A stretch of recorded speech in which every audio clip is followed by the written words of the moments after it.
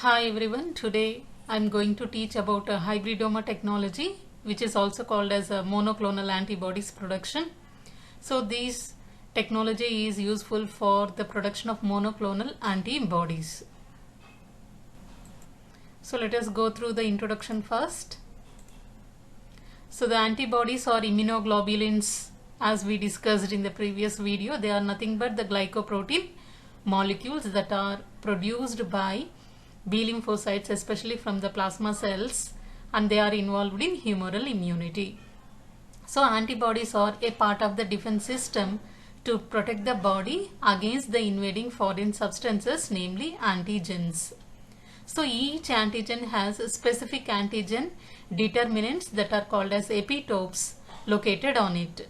So the antibodies have complementary determining regions that are called as CDRs or paratopes, which are mainly responsible for the antibody specificity.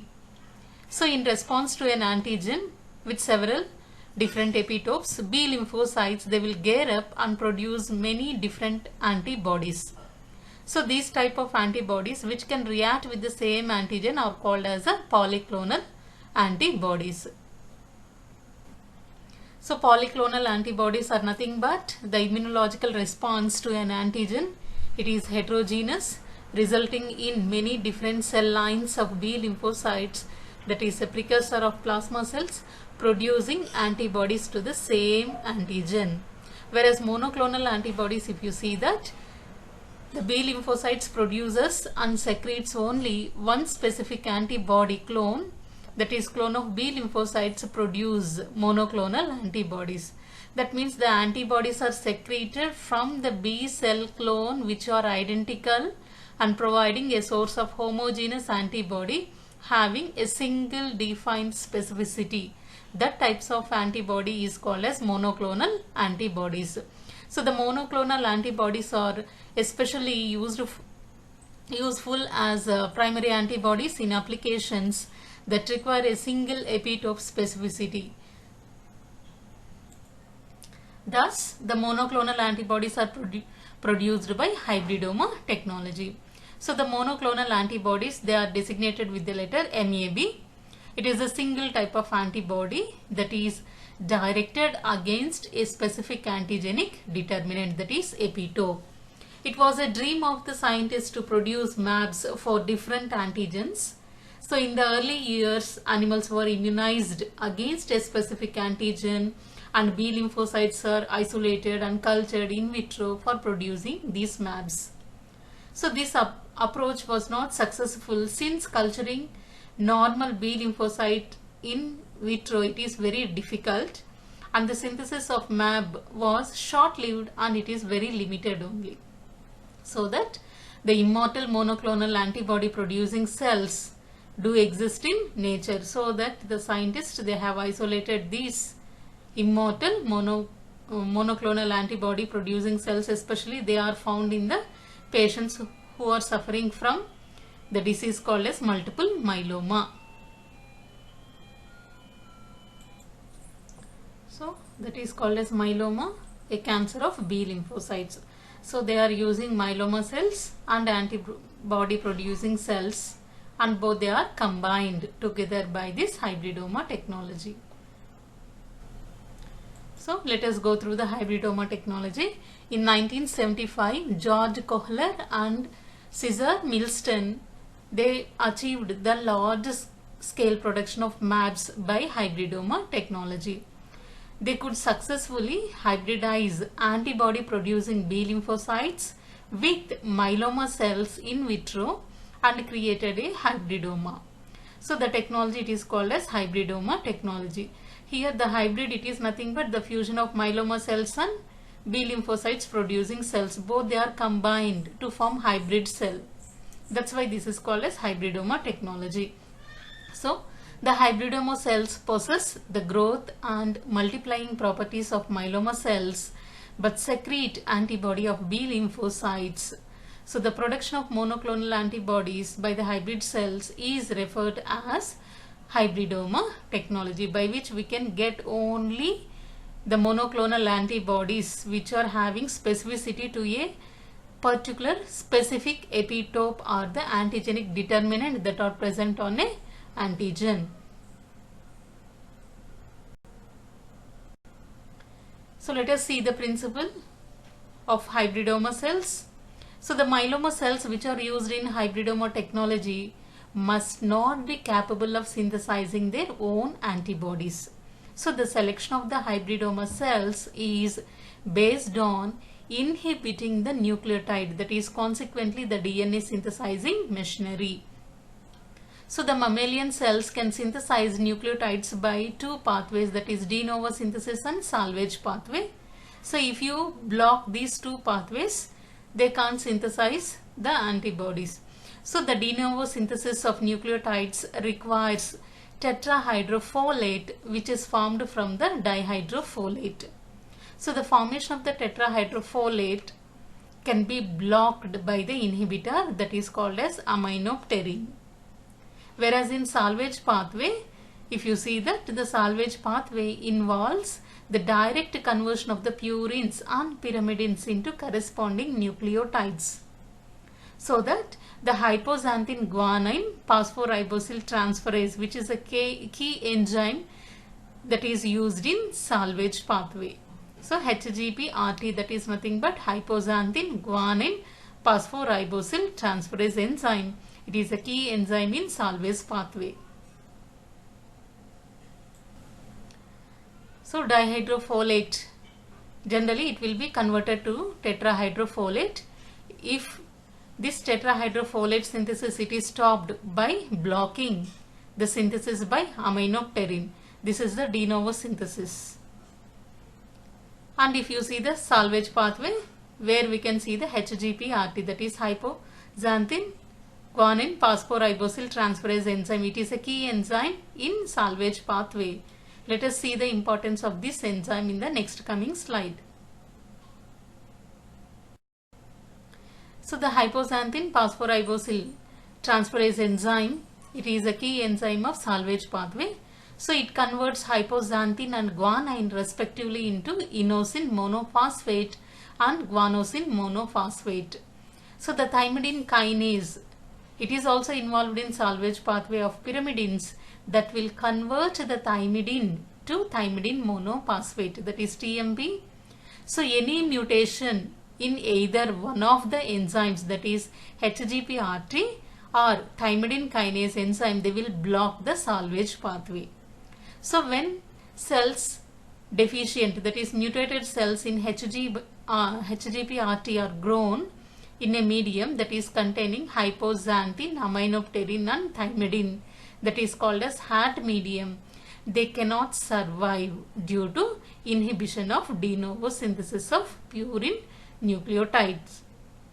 So thus the cells lacking HGP-RT grow in the HAT medium, they will die. So the hybridoma cells possess the ability of the myeloma cells to grow in vitro with a functional HGP-RT gene that is obtained from the lymphocyte that is with which the myeloma cells are fused. So thus only the hybridoma cells, they can proliferate in the HAT medium, that is hypoxanthine, aminopterin, thymidine medium, and thus this procedure, it is successful for the selection. So let us see the different steps that is involved in the production of monoclonal antibodies, that is MABs. So the production of the MABs involves the following steps. The first one is the immunization, cell fusion, selection of hybridomas, screening the products, cloning and propagation, characterization and storage.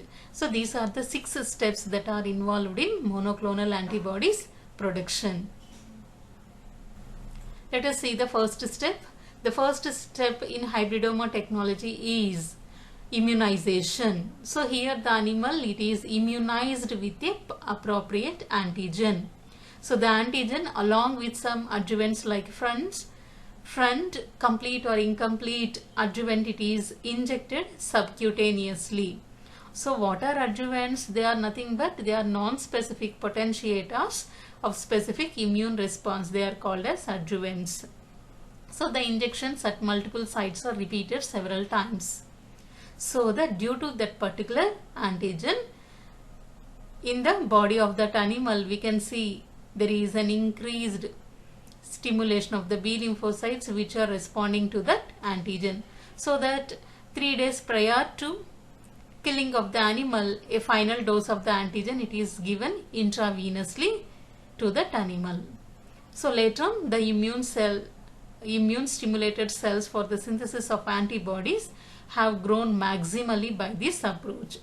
So that if the concentration of that antibodies, if it is reached optimal or maximum level, then the animal, it has to be sacrificed, and we have to isolate the spleen, from which we can isolate the B lymphocytes. So the concentration of the desired antibodies is assayed in the serum of the animal at frequent intervals during the course of immunization. So when the serum concentration of the antibodies is optimal, the animal, it is sacrificed. So the spleen, it is aseptically removed and disrupted by mechanical or enzymatic methods to release the cells. So the lymphocytes of the spleen are separated from the rest of the cells by density gradient centrifugation. So here this is the mice where they are injecting the antigen.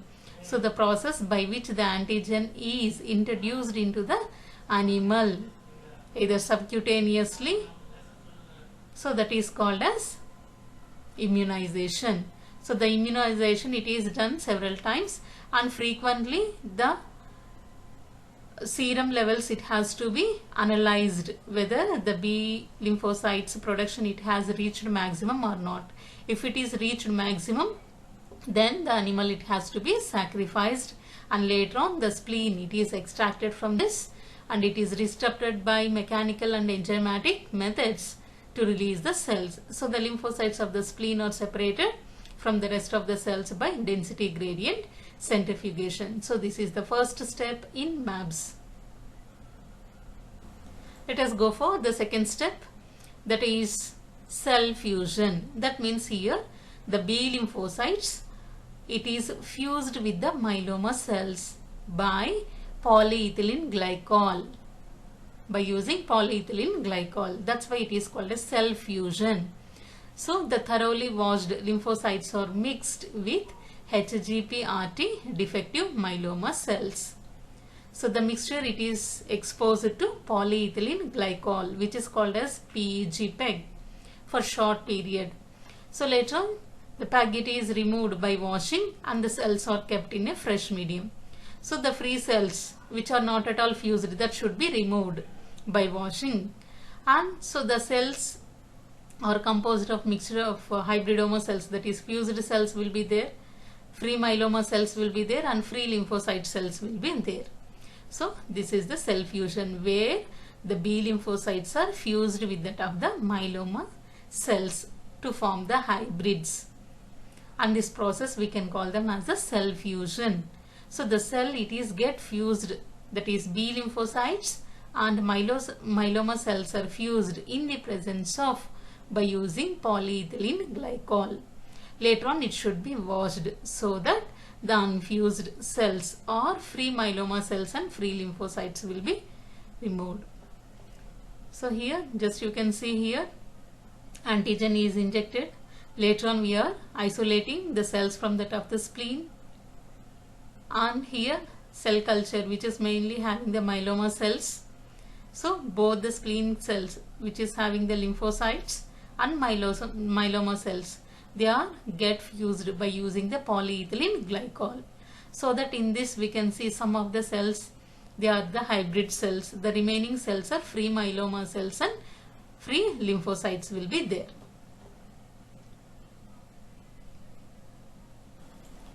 The third step in MABS, that is the selection of the hybridomas. So when the cells are cultured in HAT medium, already we discussed while going through the salvage pathway.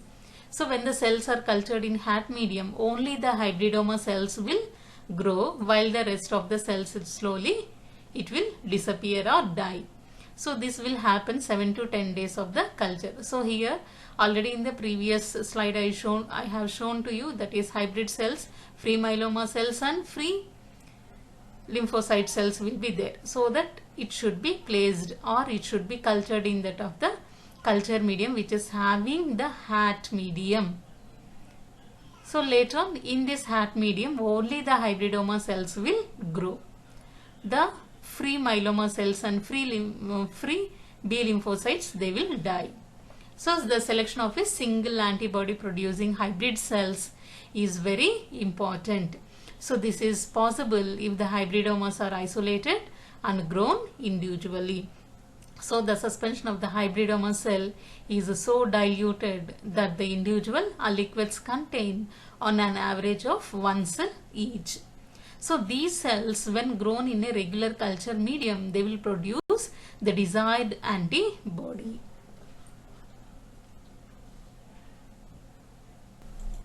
So let us go for the fourth step, that is the screening the products. So the hybridomas must be screened for the secretion of the antibody of desired specificity, so that the culture medium from each hybridoma culture, it is periodically tested for desired antibody specificity by ELISA and RIA, which are commonly used for this purpose. We know ELISA, it is nothing but enzyme linked immunosorbent assay test and radioimmunoassay test. They are mainly used to identify the purity of the antibodies which are having the specificity. So in both the assays, the antibodies bind to that of the specific antigen, and the unbound antibody and other components of the medium can be washed off. Thus, the hybridoma cells producing the desired antibody can be identified by screening. So the antibody secreted by the hybrid cells is referred as monoclonal antibody.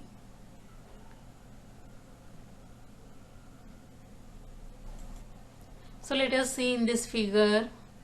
Here this is the hybrid cells which are growing in the HAT medium. In the HAT medium only the hybrid cells will grow. Later on these cells, that means we have to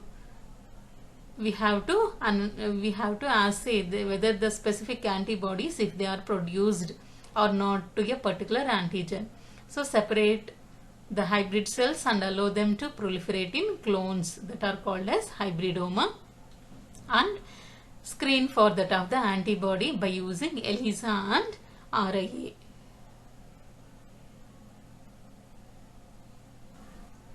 The fifth step in MABS, that is cloning and propagation. So the single hybrid cell producing the desired antibody are isolated and cloned. So the two techniques are commonly employed for cloning the hybrid cells, that is limiting dilution method and soft agar method. So limiting dilution method, the suspension of the hybrid cells is serially diluted by serial dilution method, and the liquids of each dilution are put into micro culture wells. So the cultures are so made that each liquid in a well contains only a single hybrid cells, so that this will ensure that the antibodies produced is monoclonal. The second method is soft agar method. So in this technique, the hybridoma cells are cultured in soft agar. So it is possible to simultaneously grow many cells in semi-solid medium to form colonies. So these colonies will be monoclonal in nature. So in actual practice, both the above techniques are combined and used for maximum production of the MABs. So the cloning and propagation, it is done by limiting dilution method and soft agar method.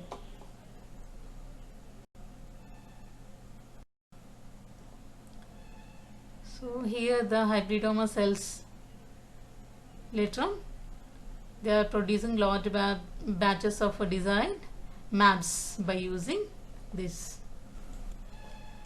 Let us see the sixth step in MABs, that is characterization and storage. So the monoclonal antibodies which are produced, and we have selected, screened, all the steps have been completed. Now the antibodies are ready. So these and monoclonal antibodies has to be subjected to biochemical and biophysical characterization for the desired specificity. So it is also important to elucidate the mAb for the immunoglobulin class or subclass, the epitope for which it is specific, and number of binding sites it possesses. So the stability of the cell lines and mAbs are important. So the cells must be characterized for their ability to withstand freezing and thawing. So the desired cell lines are frozen in liquid nitrogen at several stages of cloning and culture.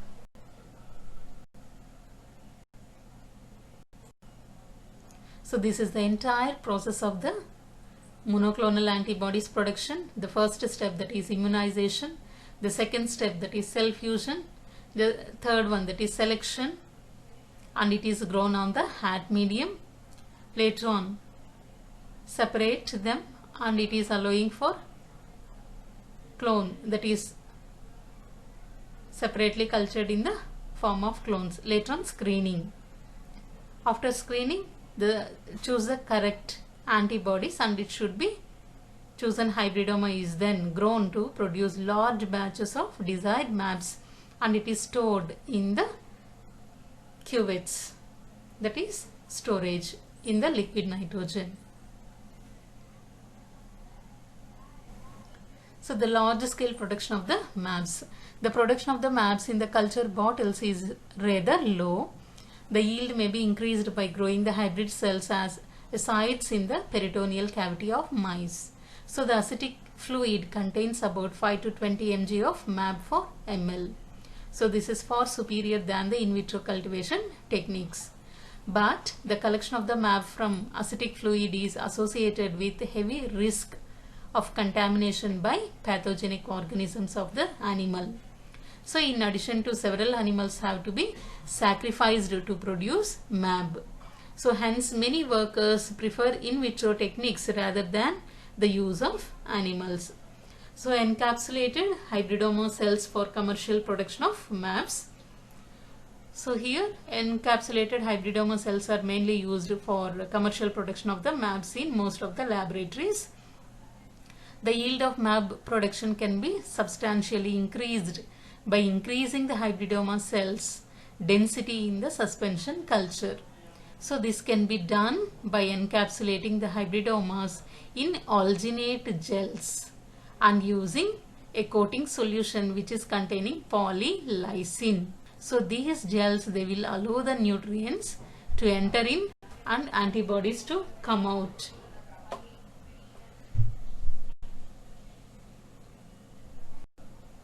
So by this approach, a much higher concentration of the mAb can be achieved.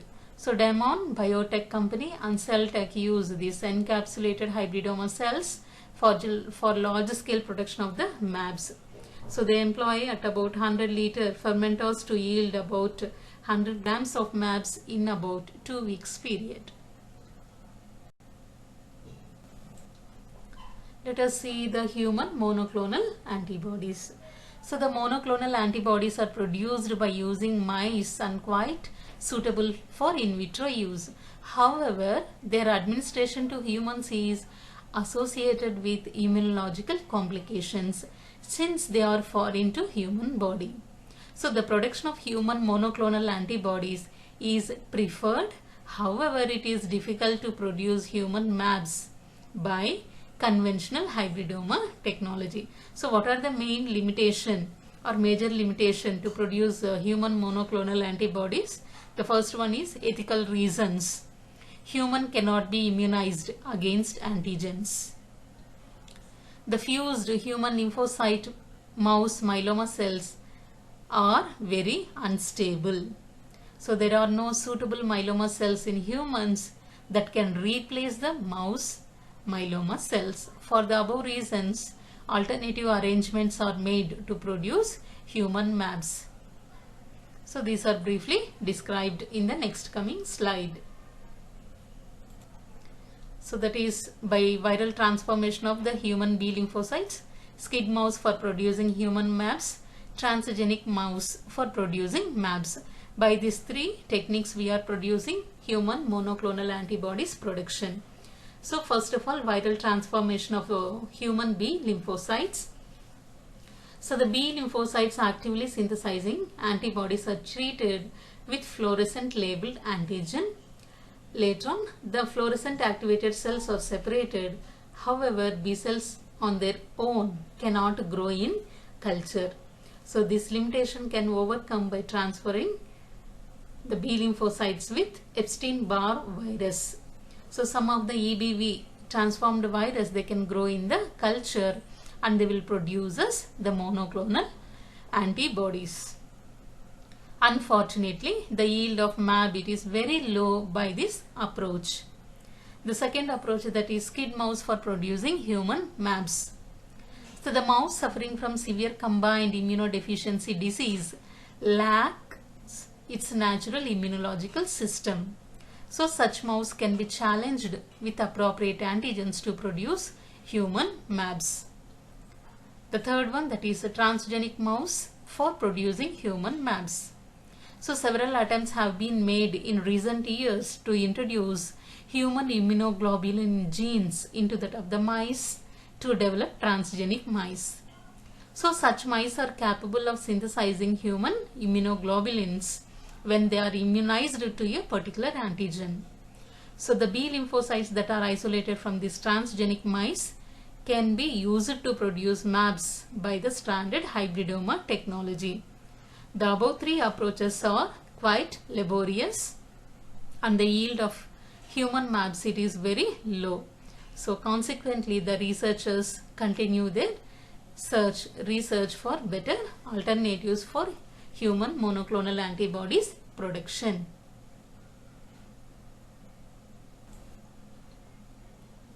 So genetic engineering strategies for production of human mouse MABs.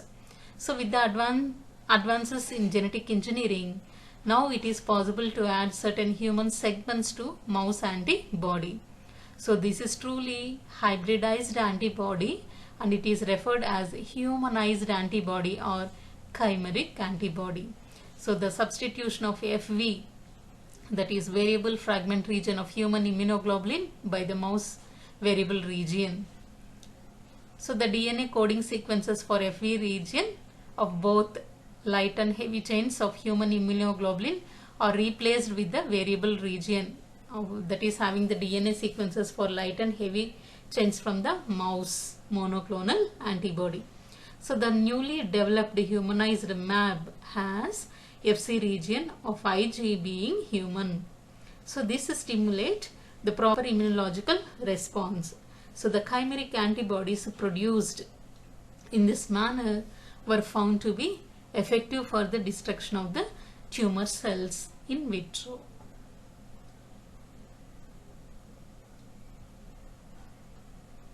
So let us see the advantages of monoclonal antibodies. So the monoclonal antibodies truly represent a homogeneous state of a single molecular species.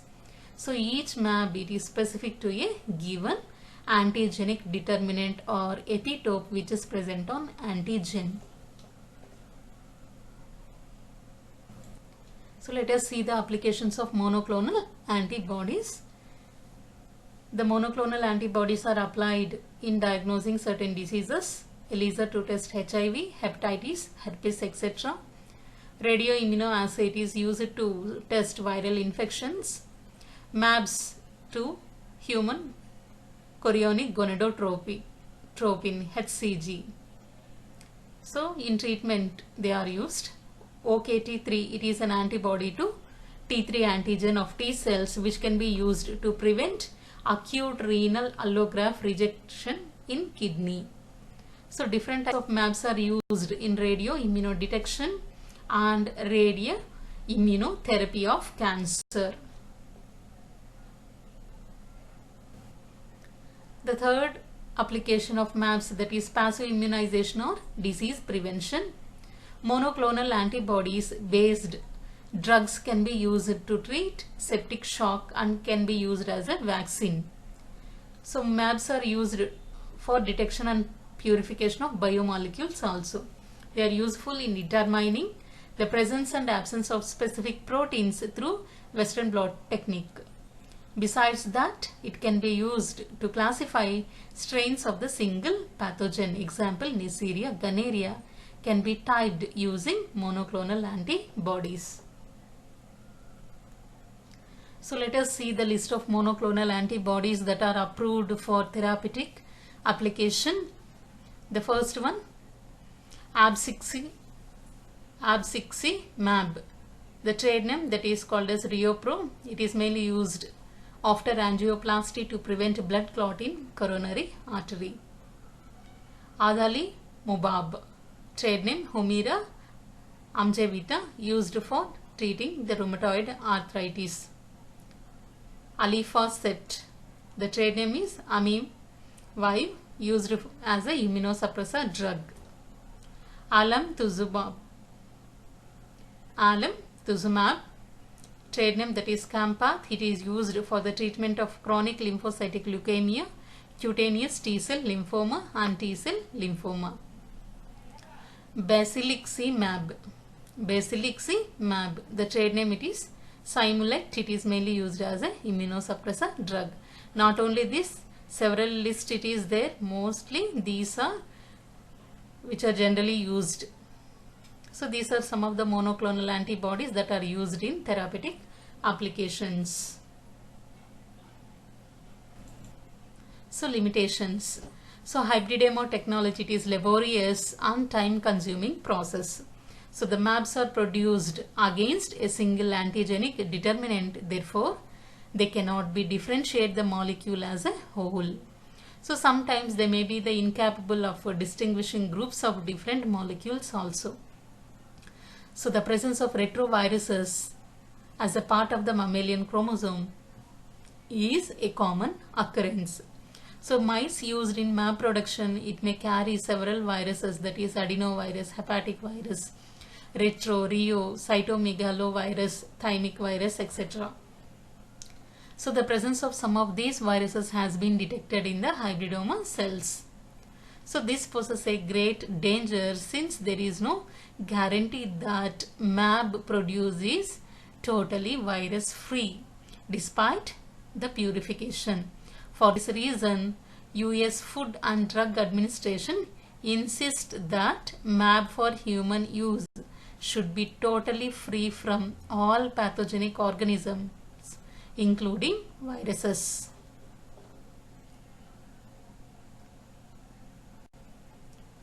Thank you. Hope you understood this topic.